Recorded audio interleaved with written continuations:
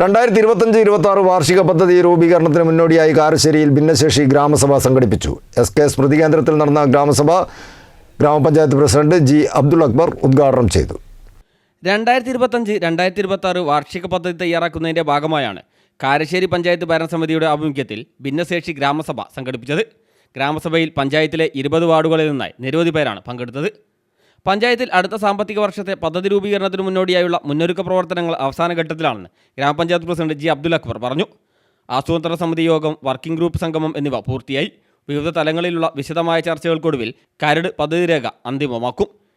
SK സ്മൃതി കേന്ദ്രത്തിൽ നടന്ന ഗ്രാമസഭ ഗ്രാമപഞ്ചായത്ത് പ്രസിഡന്റ് G. അബ്ദുൽ അക്ബർ ഉദ്ഘാടനം ചെയ്തു. Vice president M. ദിവ്യ അധ്യക്ഷയായി. ആസൂത്രണ സമിതി ഉപാധ്യക്ഷൻ V. മോയി വിഷയാവതരണം നടത്തി.